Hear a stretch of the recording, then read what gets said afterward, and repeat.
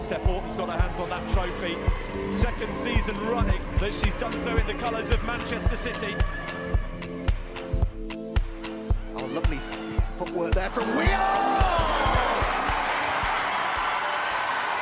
A special goal in a special game from Caroline Weir. That is world class. That is outstanding. A worldie from Weir. Hello and welcome to this week's episode of MCW Fancast. I'm Emma. Thanks for listening. We're back, and this week we're joined by Paul Clark as he returns to the podcast to discuss recent results in both the Women's Super League against Chelsea and Wednesday night's road trip to Wigan in the Conti Cup Group against rivals Manchester United. Two disappointing results and a pivotal time for the club in the run-up to Christmas. Good times indeed. Let's just get straight into it. Paul, thank you so much for joining me again. Welcome back to the podcast. How are you doing? Not too bad. It's been a bit of a strange week. A couple of tricky games to talk about, difficult games for the club, for the players, for the fans. So it's been a strange week football wise in terms of how the club have been performing over the last sort of 7 days or so. Let's talk about Chelsea first. Disappointment at the Academy Stadium, kind of following on from disappointment of the semi-final of the FA Cup. Welcome Chelsea back to the Academy Stadium. Full-time result 4-0 in the end. Was you expecting a little bit more from this game? Well, I don't think it was a 4-0. It was a weird game because you look at the stats, there's nothing in it. We had more possession, few less shots on target. All the stats were pretty even Stevens, and I think most neutral observers would say that City were the better side in the first half, and Chelsea were struggling. It doesn't help when you give away a daft goal to a top quality side very early on, because that does put a bit of pressure on you, particularly when you're struggling. And I'm not going to point fingers at individuals on that. These things happen. They seem to be happening a little bit too much to my liking at the moment. But these, you can't give a team like Chelsea a 1-goal start. You just can't do it. And it was a gift, really. It was a total gift. She must have thought, this is Christmas. All my Christmases come at once. Against those sort of sides, they will bury those chances. You then get into a first half where we're in control. It's a even Stevens, we're just edging it, and then a stonewall penalty isn't given. That's a penalty with Berger all day long. She's not in control when she powers into Lauren Hemp. It's a stonewall penalty. If that was a VAR in a men's game, the game would have been stopped and that would have been given. So then you're at 1-1 going into half time, because I don't think Chelsea would have scored again, and they shut up shop. Then you go into second half. Our team have got the confidence going.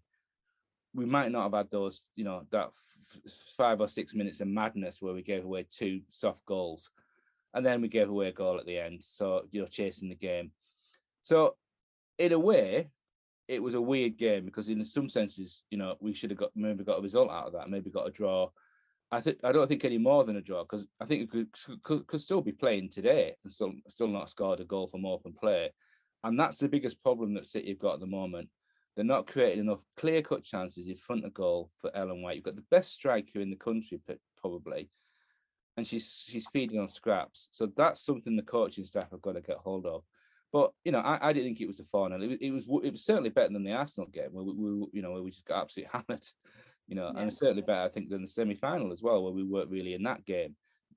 This was a much better performance, and we were a little bit unlucky. Yeah, I think the disappointment of the first goal, heads didn't drop. They were still very much, like you said, in control of the game. We were passing the ball quite well, keeping possession really well. And like you said, there are moments in games. I mean, we had another one, against United as well, where, you have a moment in the game that essentially could change the direction of the game. And we've had 2 sort of moments like that this week that have gone against us, and you're scratching your head, but we have to accept that it's part of the game, and some are given and some aren't. But it obviously just highlights again the standard of the refereeing, and the lack of consistency across the board. Yeah, I mean, in fairness to the referee in this season, it's better than it has been, but it's still a long way from where you need it to be. And it's worth remembering in the men's game, professional referees have nightmares as well. They've got VAR, two professional referees on the line, three blokes usually blokes in a porter cabin on the VAR. You've got all of that, and they still have a nightmare. So until we start to have professional referees in our league, until we start giving them the tools like VAR to actually make those sort of decisions and look at those decisions again, then we will continue to have this inconsistency. I thought the referee against Chelsea, we've had her a few times now. She's a good referee. She made a mistake on that because that was a nailed on all day long penalty. And you need the technology now because our game is becoming as fast and as furious as the men's game. So asking referees to make those split-second decisions in these big games is asking a lot. So why can't we have VAR in our league? I'm not a big fan of VAR, but if we're going to have it, I think it would help the referees in our league, and I think it would take out some of these dubious decisions that are made because a referee is unsighted. You have to ask yourself, what was the linesperson doing, in that situation? Because it was obvious to everybody in the ground it was a penalty. And I think if you ask the Chelsea players, they say, yeah, we got away with one there. Yeah. Obviously there are a lot of people on the fence about VAR, and the sort of whether or not we need to sort of look at implementing it into the women's game. But I suppose, for argument's sake, do you feel there is an argument for saying, well, there is a gap between obviously those professional full-time referees and part-time referees, and obviously they've highlighted the need for investment, and they are working obviously to bridge that gap, if you like, and improve and raise the standards. But do you think that it would be more beneficial to have something like VAR to support those decisions more so, because it could be seen as a bit of a learning aid as well? I think there's two things. It's a two-step process. The first step is, if you're going to professionalize the game and pay women to play football, and clubs are going to invest in that, then you've got to invest in the referees. You've got to, like with the men, have a cohort of professional referees, can be male or female, it doesn't really matter. I would prefer to have a cohort of female referees and lines people that are paid. It's a full-time job. They learn, they go through the process of evaluating what's happening in their game. They look at the games where they've done well, perhaps not done so well, decisions they made, like the men's league referees do.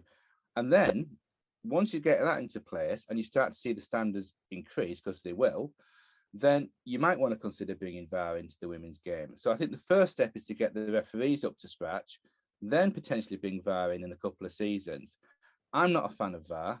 VAR takes the joy out of football for me, but equally, there are times when some decisions are so blatantly wrong that when you go to review, it's overturned, and that can be a good thing. Yeah. The real issue with VAR, when you look, I was at the European game, the men's game recently, they do it so much more, so quicker than in the football in the Premier League. Premier League takes forever and takes the joy out of it. So if someone scores a goal, you don't know whether they scored or not, because you're waiting for what seems like an eternity before. Then you might not have to sell it. You might be, your celebrations look a bit silly. So the first step is to get referees sorted out in our league. Second step is to look at the technology. We're not the only club that's going to fall victim to these decisions this season. There's always something going on, not just for us, but for other teams as well. But like you said, they can make a difference. That was a crucial one. It was missed. It should have been given. Changes the game. You're going into the break at 1-1 essentially, and City could find, we've been there before. City can find a way back easily and put themselves ahead, and it's a totally different game. But like you said, the result, I suppose, doesn't reflect the performance itself. Second half was a completely different story. I think Chelsea, it was relatively straightforward for them, effortless. And they are a quality side that you can't deny that. They've got some incredible players, and Emma Hayes has just got them playing some incredible football as well. When the fourth goal goes in and people are just sat around you, and you're hearing the fans around you, and they're asking so many questions of not necessarily the team, but the manager at this point. How do you feel about things, and what were you feeling at that time? I think there's two things about the manager. Everything that could possibly go wrong this season has gone wrong for him. He must be one of the unluckiest managers in the WSL. Massive injuries, decisions not going his way.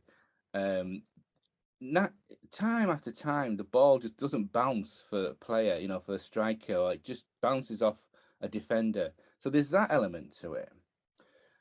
And the other question you have to ask yourself is, if you say you don't that Gareth Taylor should go, and I'm not an advocate of that at this stage, because I think he needs, we need to see when the players come back where we're at.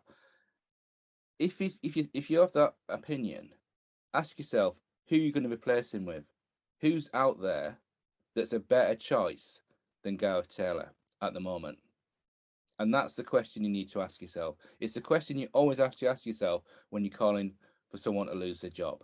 If you're saying that person's not up to it, who's the better choice? And that's what fans have to ask themselves. I don't have an answer to that question. I think there may be people out there, the club may well be looking, but at the moment, there's no one obvious that you're going to pull in the middle of a season. And which manager is going to look at that and think, well, that's a brilliant situation to be going in there. A team short of confidence, massive injury list, underperforming. Oh, I think I'll take that on. That's what you've got to ask yourself. So let's understand that Gareth's doing his best in tricky circumstances.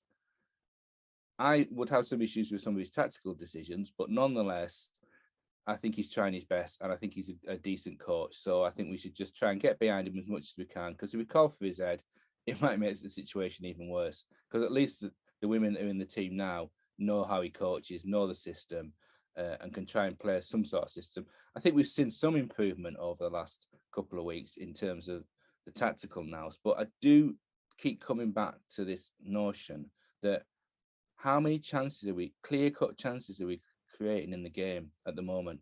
Not very many. We're relying on set pieces, a bit of luck, a wonder goal like Vicky Losada last night. You can't keep trying to knock it in from 35, 25, 35 yards. That's not how you win a game. So, if you think about it logically, if we had Chloe Kelly on one side, Lauren Hemp on the other, Ellen Knight in the middle, then, we would be tearing teams apart. She's not there. And the replacements are not in the same league as Chloe Kelly. So we need to think, what are we going to do to make our team function better and score more goals? Because at the moment, we're not scoring enough goals. And I think that's a big difference this season, because all the teams in this league now have tightened up at the back. They've all got decent keepers. They've all got decent back fours. There's no easy pickings anymore. So you've got to play your way through some very strong defences in midfield to get a chance. And I just don't think we're doing that at the moment. So that's something that I think Gareth Taylor does need to work on. And he needs to work on that pretty quickly, because we've got a decent run of games coming up where we should be able to pick up a significant pot of points over the next 4 or 5 games. How pivotal do you think this time is between now and then run up to Christmas, with the games that we've obviously specifically really got left to play in the league, if we're going to look at the league? Well, our next 5 games are Villa, Birmingham, Leicester, Reading, and then Brighton. Now, Brighton are overperforming, so that's something we need to bear in mind. You would want to pick out of those potential 15 points, 10 to 12 points would be a reasonable target. I want to caveat that by being absolutely clear that there are no easy games in the WSL anymore. These clubs are not mugs anymore. They've got professional setups. They're well organised. They've got decent coaches. But we've got enough firepower in that situation to get anywhere between 10 to 12 points. If we do that, then we're back in the hunt for 3rd place. I still think 3rd place is a big ask, but if we do that and we pick up these points against teams that we should beat, because we're fielding teams who are internationals every time, then I think that turns our season around. We're back in the hunt, and it gives us some optimism that we might actually get back into Europe. Because if we don't get back into Europe, there will be players at the club who'll be thinking, I came here to play European football. I came here to challenge for the Champions League. I didn't come here to challenge for the Conti Cup. That's my biggest worry at the moment, is that we were so positive, we were so hungry, we believed that we could achieve, and obviously that has really, the steam's just gone out of the team. You know, what can we play for? Domestic cups, FA Cup, Conti Cup. You know, when we're talking at the beginning of the season of succeeding in Europe and going all the way, and we're not even halfway through the season, and you know what I mean? Like, how the players, that must really mentally take its toll on the players as well. And I am concerned with a lot of, you know, the contracts coming up in the summer specifically. I think it would be a real big sign of intent if we're able to obviously have them conversations, keep them players on. I think it would speak volumes in terms of them believing in the process of what Gareth's trying to achieve here at City. But also it will be really a little bit disheartening, because then it's sort of, you know, if we do lose those players, then it looks to be a bit of a rebuild as well. Well, the first thing to think about is that when players come to our club, women players come to our club, they are coming to some of the best facilities and best support in the world, in world football. So that's something that they will be thinking about. You know, I'm sure the salaries are competitive. They get the best facilities. They get the same treatment as the men, who get the absolutely, you know, world-class physio, dietary, training facilities.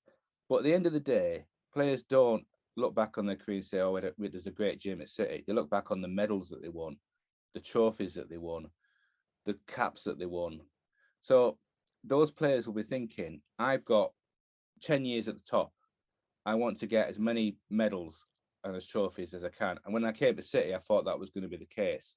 So I think it's really critical that we push on, that we show solidarity both on the pitch and off the pitch, because we still can get to third place. It's not impossible. We've still got enough quality in that team to make a really strong run. It's worth remembering that last season, the men were out of the Premier League at Christmas. No one thought they were going to win the title. And they went on that run and they won it. We can do something similar. And by the time we get to Christmas, we should have Lucy Bronze back. We should have our first choice keeper back. Potentially Steph will be back. Chloe Kelly, I think, is a bit further on, obviously, because ACL is a much bigger injury. So we'll start to see some of the leaders come back into the team, some of the quality players come back into the team. And I think that will make a big difference. So whilst at the moment it looks a bit grim, there are elements of optimism. And in fairness to some of the players that have come in, Angledal being a very good example, they've stepped up. They've stepped into that team. They've shown the right commitment, and they're getting stuck in. We can't at any point fault the commitment of that team. You know, we can't fault. I mean, I was listening to an interview with Jill Scott at the weekend, you know, on YouTube, and she said, "I'm playing centre half. I'm forever thinking, am I running the right lines? Am I putting people out of position?" Because she's not centre half. But if you ask Jill Scott to go in goal, she'd say, "Well, I'm not a goalie, but I'll give it a go." She's that sort of player, that sort of person, and I think that's the sort of people we've got at the club. So maybe when it comes to the end of the season, if we've got ourselves into Europe, or even if we haven't got ourselves into Europe, people might think we'll buy into the vision of the club, we'll buy into the ambition, and we'll fight on another season to see what, you know, to get back into Europe. Because the reality is that we have got a big job now to get to the standard of Arsenal and Chelsea. You know, we've now got a big job, because they are head and shoulders this season above everybody else, and we have to be honest about that. Yeah, I definitely agree with that. So Chelsea, in a nutshell, I'm just going to forget about it. It never happened. Never happened. Just think it was just think of it like a bad fever dream. That it just yes, absolutely. So Chelsea game, done and dusted, and I kind of thought, okay, United, something I can maybe look forward to. Midweek Conti Cup away to LSV. It seems like we're always at the LSV for some reason. I guess that's just the way the ties are drawn. It's a derby. both teams will be looking for a result. Both sets of fans looking for a result in this one. I was a little bit apprehensive heading into it. I don't know about you.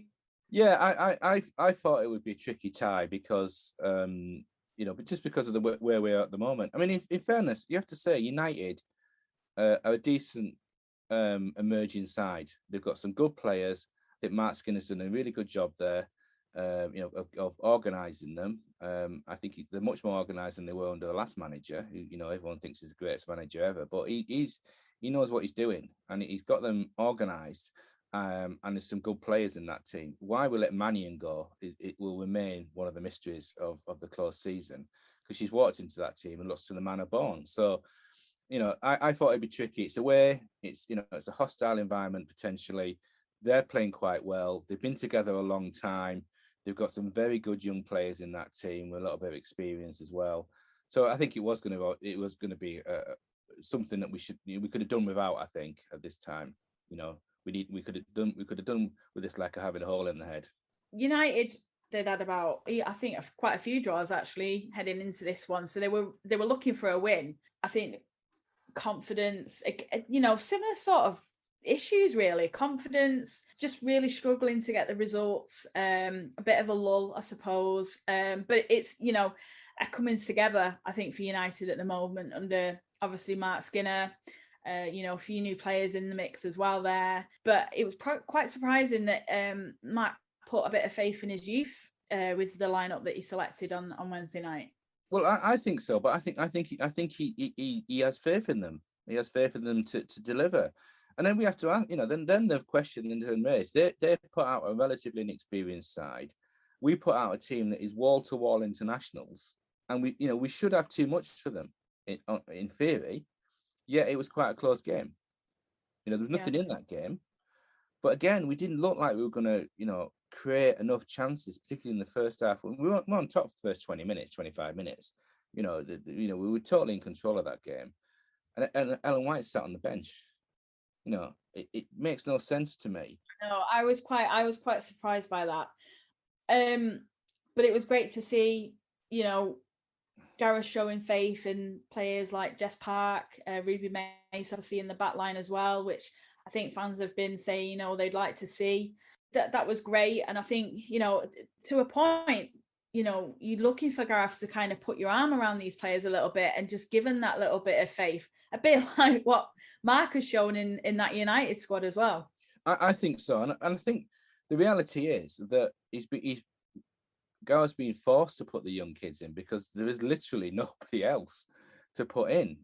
I think he would have preferred to bring Ruby Mace, for instance, through slower. I think he wouldn't have wanted to throw into so much action so early.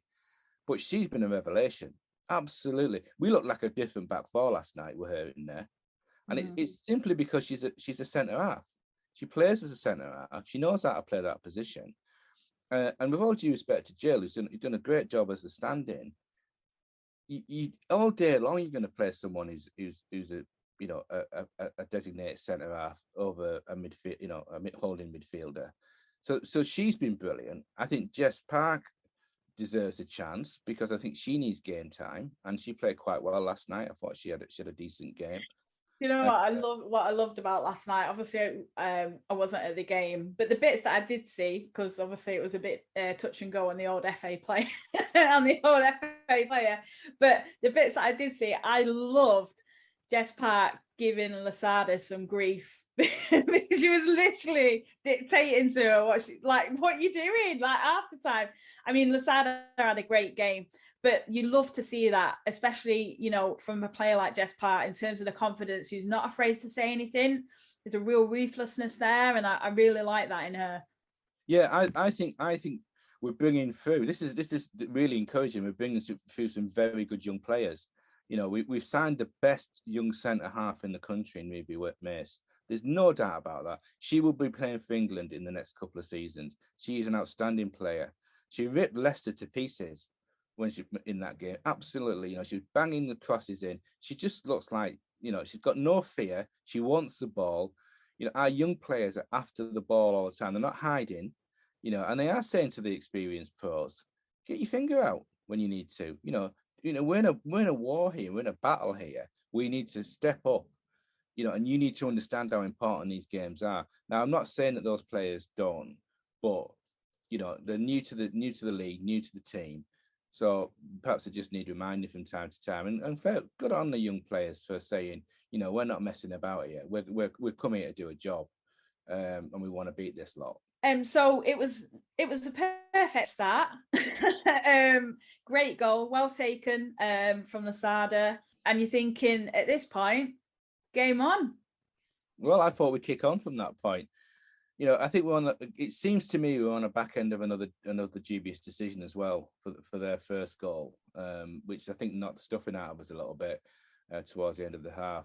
And I have a degree of sympathy to it, because I think if she was playing behind a back four that was Lucy Bronze, Steph Horton, Alex Greenwood, and Demi Stokes, that's a different proposition to a ramshackle back four that we've got. No matter how good a keeper you are, I think if Ellie Roebuck was behind our current back four, she'd be struggling, because it's a ramshackle back four. It's a makeshift back four. They're doing their best. I mean, I think Stanway's a decent right back, actually. I think, and I think... what? I've got to say, against United, I actually thought that was the best performance all season. Yeah. And I agree. I think she's a good player, and she's tenacious and she's got quality. So...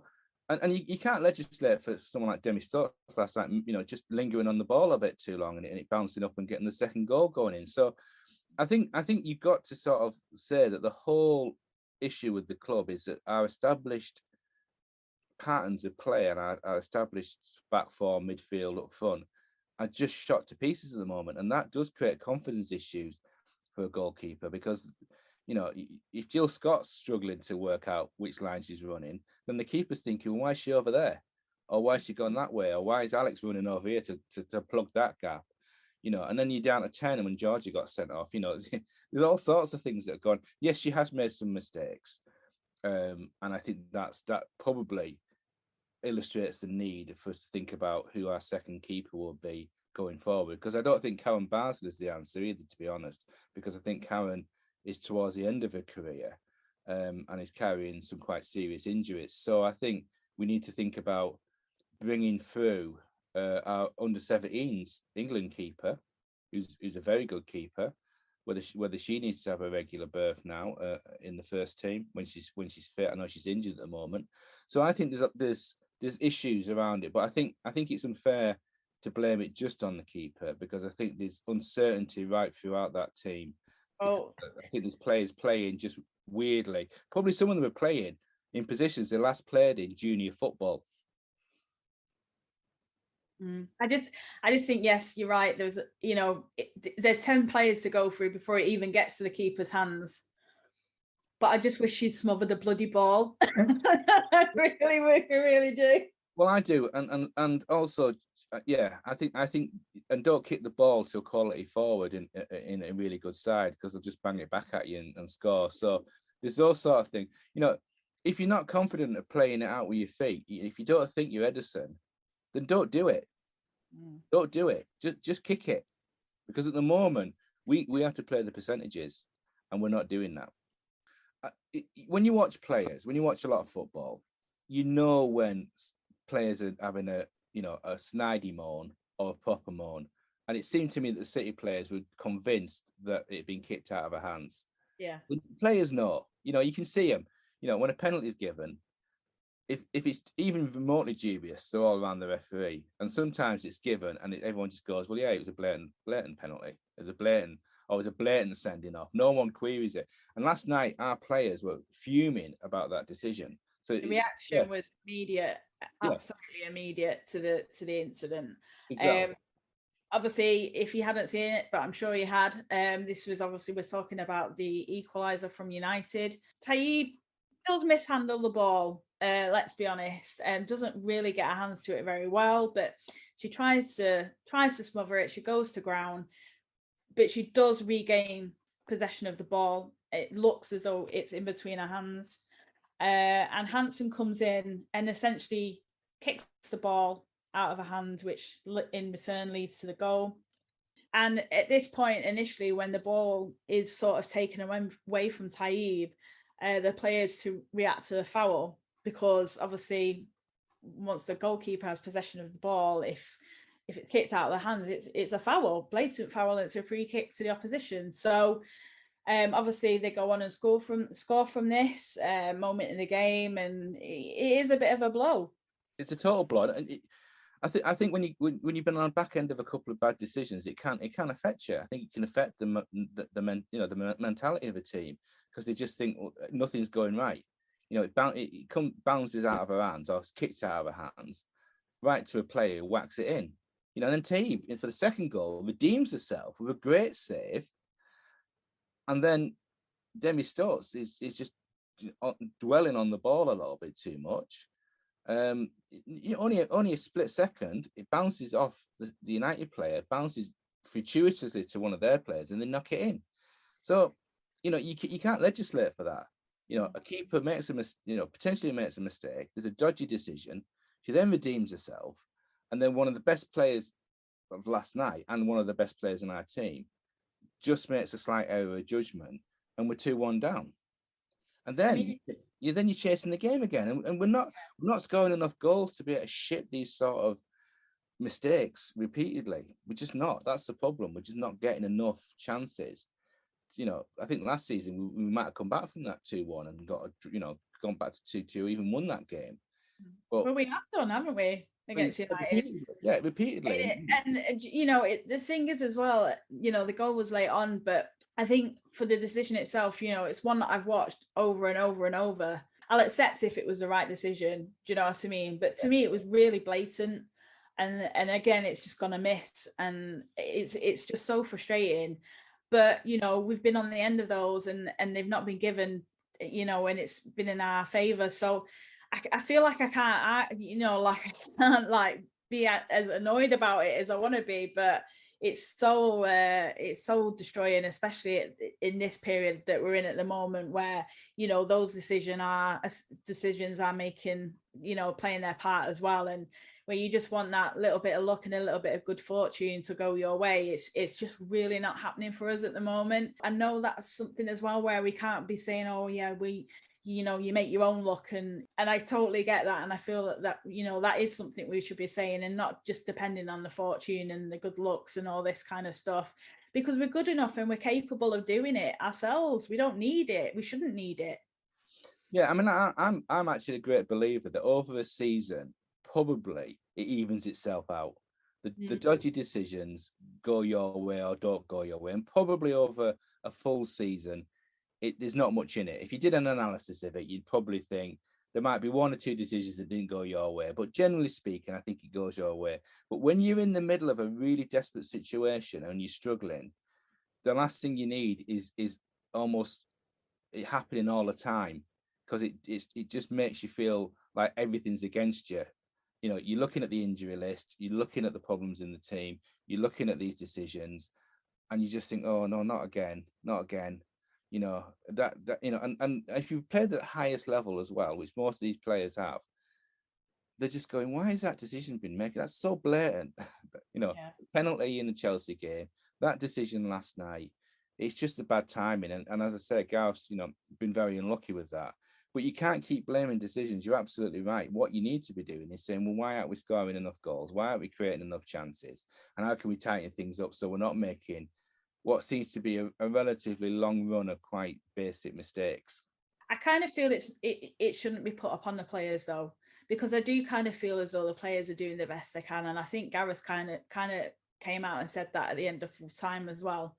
And what you want to do, what you want to see and hear, is your manager taking a little bit of ownership of that. I think he was a little bit more honest than perhaps what we've seen in recent weeks, especially with the London performances. But I really do feel that now, especially with Villa coming up on Saturday, is a really good opportunity for us to head into sort of the end of November, the run up to Christmas, and really build that momentum. I think it's a real ideal opportunity for us. Well, I totally agree. I think we've got a great run coming up where we can, those players can, the ones that have come in, the new players can embed themselves further.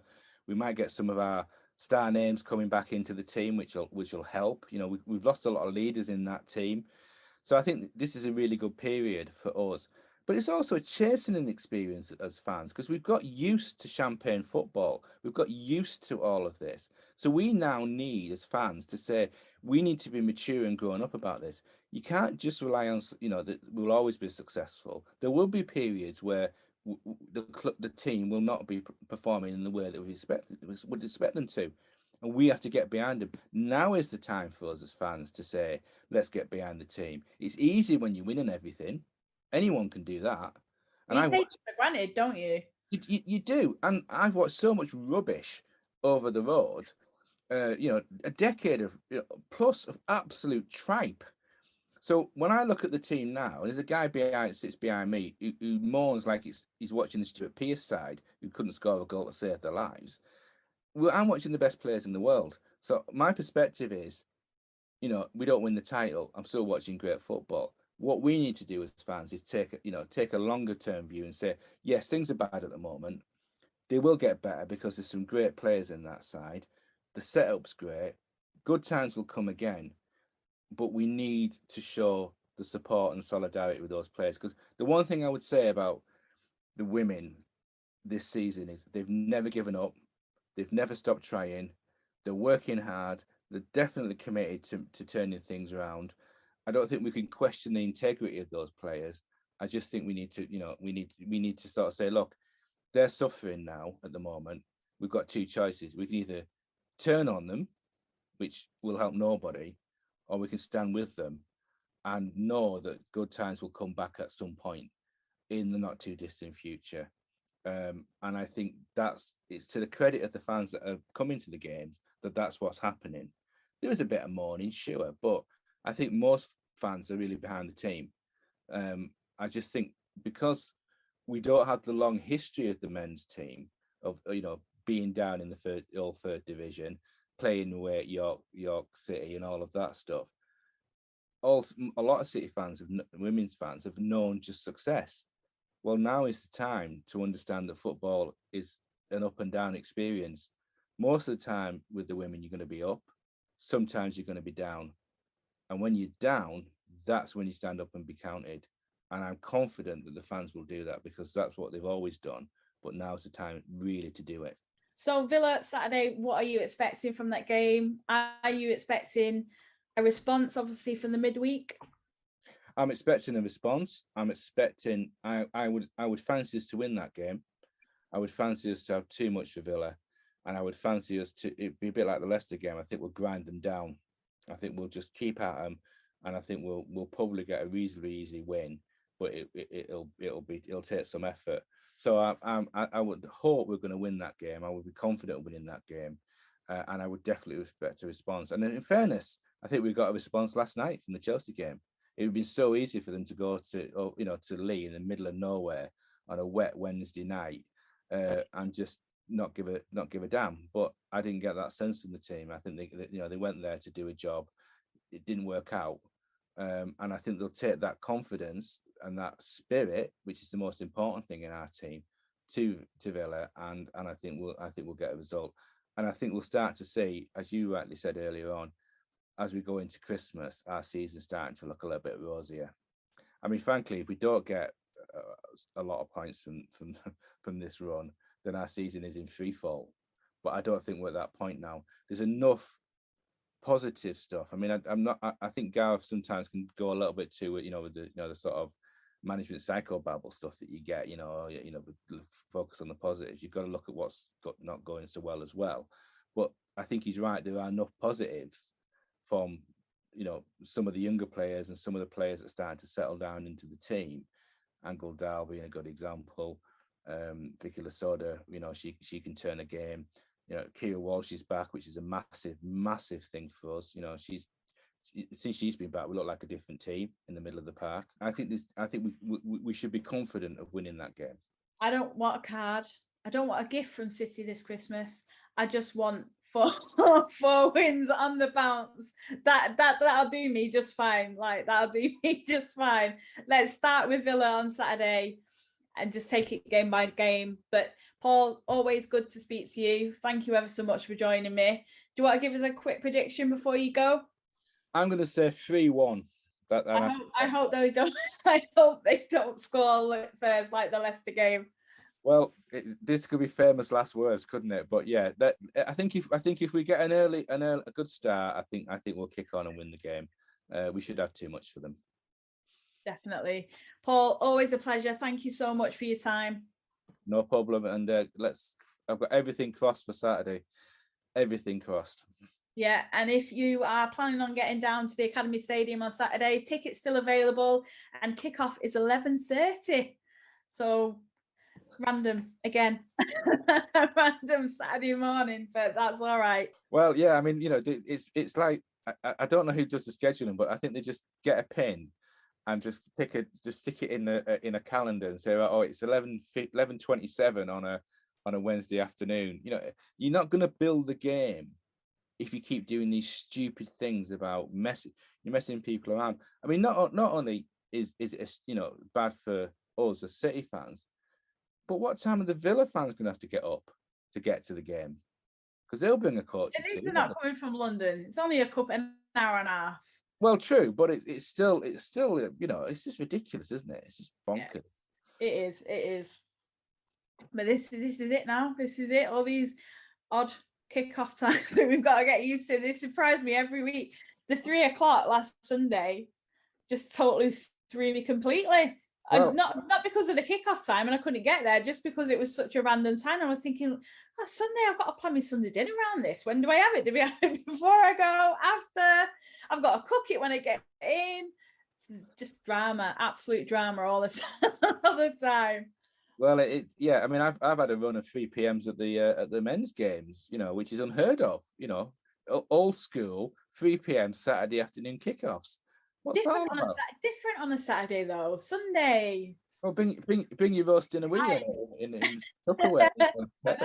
Well, I was at the game and I didn't even think, to be honest. I saw quite a few people with massive giant Yorkshire puddings filled with meat and potatoes, and I thought that was quite a good idea. That's the catering. The catering's really kicked on at the ground, Yeah, it has actually.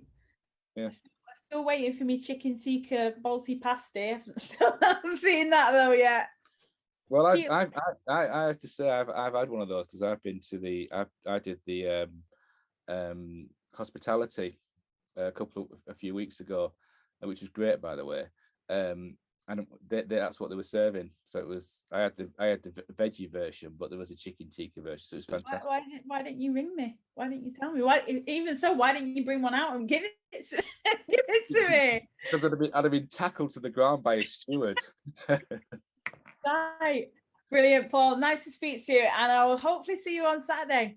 Yep, see you Saturday. Fingers crossed. Definitely. And toes. Everything crossed. Nice one, Paul. See you later. Cheers, bye. And that's it for this week's episode. Thanks to Paul for joining me. We'll have all the post-match reaction from our upcoming game against Aston Villa before the international break. Don't forget, if you're not already, make sure you're following us on our socials at MCW Fancast. And if you're heading to the Academy Stadium on Saturday, we'll see you there.